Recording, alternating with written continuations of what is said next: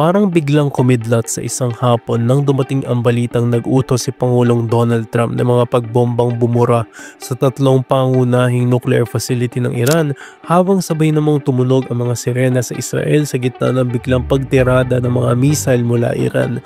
Sa isang iglap, ang lumang alitan sa Middle East ay nagkaroon ng bagong aktor, ang Estados Unidos, at ang bulong ng World War III ay muling sumingaw sa himpapawid.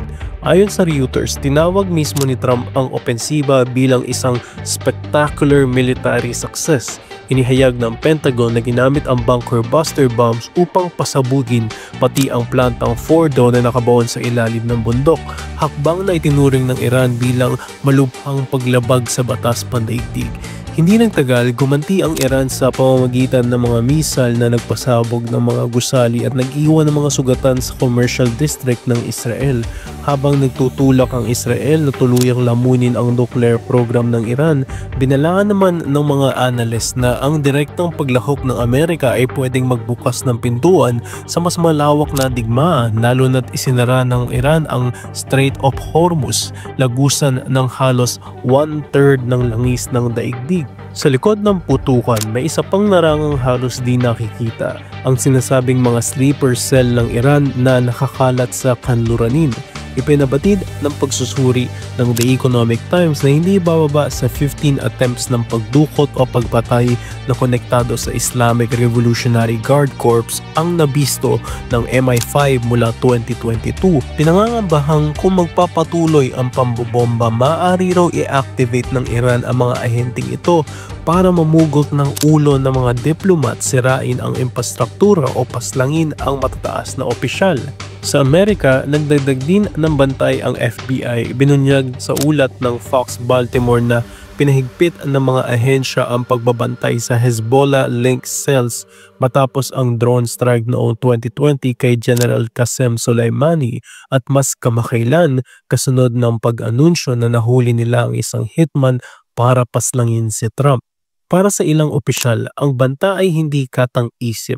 Noong nakarang taon, kinasuhan sa Estados Unidos ang lalaking mula sa Iran na si Farhad Shakeri dahil sa umunoy 7 araw na plano upang bantayan at maaring itumba ang dating Pangulo, isang paghihiganti raw sa pagpatay ni Trump kay Soleimani.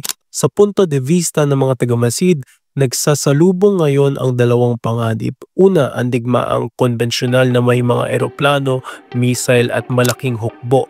Pangalawa, ang digmaang pwedeng sumabog saan man sa pamamagitan ng nuclear bombs kapag naisakatuparan ang isang high-profile assassination, lalo na sa isang pinuno ng superpower country. Madali nitong masusunog ang natitirang diplomatikong tulay at ihahatak ang mas marami pang bansa sa labanan. Gayunman, nananatiling komplikado ang kwento. Ipinagmalaki ni Trump na ang layunin ay pigilan lang ang Iran na magtayo ng bomba, hindi ang palitan ang rehimen. Ngunit sa parehong talumpati, binalaan niya ang Iran na mas matinding kapahamakan ang darating kung hindi papasok sa usapang pangkapayapaan. Samantala, tiniyak ng Iran na nakareserba ang lahat ng option. Indikasyong bukas itong gumamit ng irregular warfare mula cyber attacks hanggang transnational terrorism kung kakailanganin. Sa gitna ng lahat, nananatiling tahimik ang mga ordinaryong tao ng Iran na nagkukubli sa silong, at maging ang mga Pilipinong nasa gitnang silangan na nakaabang sa posibilidad ng paglaki ng sigalot. Sa mga kalye ng Israel, nagkukumpol ang mga bata sa istasyon ng bakal na trambiya. Sa mga syudad ng Amerika, may mga pamilyang muling naglalagay ng watawat sa bakuran bilang paghahanda sa panibagong bugso ng nasyonalismo o takot. Hindi pa man ganap na pumuputok ang ikatlong digmaang pandaigdig, malinaw na ang anumang susunod na hakbang, maging mula sa USA, Iran o Israel, ay may bigat na maaaring maghubog ng daang taon ng kasaysayan. Kung ang mga bunker buster bombs ay nagsisindi ng apoy, posibleng ang isang putok na baril ng sleeper cell ang magsisimula sa isang matinding labanan. Sa huli, nakasalalay sa mga pinuno kung magtatapos ito sa diplomasya o sa mga dumadagundong na entablado ng isang pandaigdigang kapahamakan.